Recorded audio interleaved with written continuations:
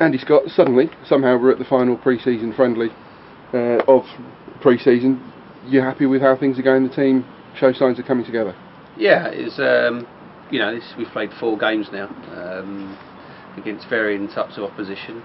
They've all given us a good test of what we wanted to do. Obviously Tuesday night was a good opportunity to look at some of the trialists that we've had with us, and I think it was probably quite a beneficial exercise for the players that didn't play. The first team players who were sitting on the bench and seeing the difference in first half and the second half in what we want to do and how we want to play.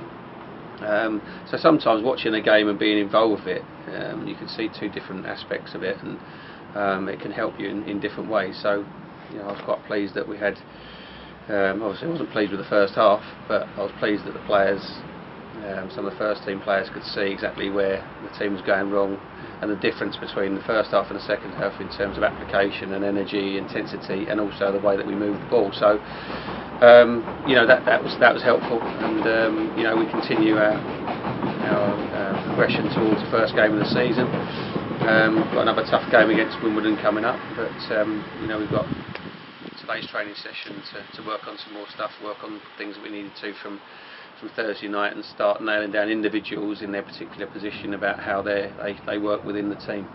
And I suppose the saying goes, you learn as much about players in adversity and what they can't do as learning what they can do. Yeah, that's right, and we played players in different positions. Some of it's worked out, some of it hasn't worked out, but that's what pre-season's for, especially when you're getting a new squad together and rebuilding the squad. We've got several players from last year, but brought in a lot of players again, and it's difficult to keep rebuilding the squad, and we'd like the continuity. So, but this is the pre-season that we didn't have last year, that we were able to work on the way that we want to play, and it gives the opportunity to make mistakes in pre-season and look at what players can do and can't do. And that's all a learning curve, and something that we need to make sure that we take into the season and use the lessons that we've learned in pre-season and make use of them as we go into the season. And I suppose for you, there's the physical work still going on, but there's a lot of thought processes for you to build the balanced squad that will go into Altrincham. Yeah, that's right. Sam Hatton can't play first game of the season, so we brought him in. We knew that he can play at right back, but he wants to play in central midfield, and that's where I see him playing. But Tuesday night was a good opportunity to see him at right back if we have an injury.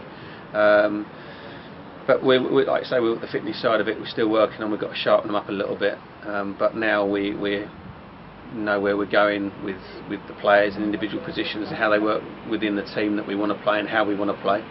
And that's something that for the next week and a bit we can really nail down and get right before we start against Altrincham. And you said that Sam Hatton played at right back. That versatility, we spoke about it so often last season, and it's already evident in the squad that you're building this year as well. Well, that's right. I mean, as we stand at the moment, we might not be able to fill the bench on the 9th of August with Tristan and Dan both struggling with injuries, and we need to bring a couple of players in. There's no doubt about that, and hopefully get them 2 fit. But the fact that we've got a small squad means that players will have to play in a couple of positions. Glenn Wilson's played at right back in pre-season and centre half. Barks has played centre half and left back. Jordan's played left back and left wing. Everyone's played in a lot of different positions. It's only the 2 centre forwards really who haven't really changed their position. So, of course, we want players to nail down that position for themselves. But there's going to be injuries, there's going to be suspensions, there's going to be loss of form, and we need to know that players can fill in those positions and do a more capable job if someone's come out the side. So that's what pre-season's for. I'm not really that interested in anything other than learning about my team and my players and individuals and how they work together, and it's been good. We've got a good group here. The training's been a much better standard than it was last year. Mistakes are more clear this season, and the players are identifying where they're making mistakes as well and jumping on it as well, and there's a different attitude about the place that they won't be tolerated. So that's encouraging. That's what we want, because we can't accept people making mistakes, because mistakes cost you games. And as you said on Tuesday, particularly you highlighted the wide positions with Hatton and Molesley down the right, Barker and Tonkin and Roberts down the left. There were partnerships developing across the pitch. Yeah, that's right. I thought that Sam Hatton was excellent at right back, and when Moles come on, they linked very well. We got Moles the ball, and he's learning to pass it in the right areas. We know what he can do in the final third, and he's a real talisman for us. But we want him to do it in the right areas. But in order to do that, we need him to get him the ball in those right areas, and sometimes it means moving it nice and sharp and simply in the middle third to make sure that we can retain possession to get him the ball where we can hurt teams. And he's learning that, and everyone's learning that. But down the left hand side, the physical side of it, both Tonks has got bundles of energy, and Jordan has come back in much better shape than he was, not just physically but mentally as well, and has got a bit between his teeth, and he can spark us off. He's got the physicality, he's got the pace, he's got the strength, he's got all the attributes. It was just the mental side of it that was lacking, that we spoke about in the close season. And he's come back and really determined to show people what he can do. And there's going to be spells when he doesn't play well or things go wrong, but the initial signs are very encouraging from him. Injuries notwithstanding, are you still planning on playing what may be your first choice line-up against AFC Wimbledon on Saturday? Yeah, near enough. We'll have a look at it.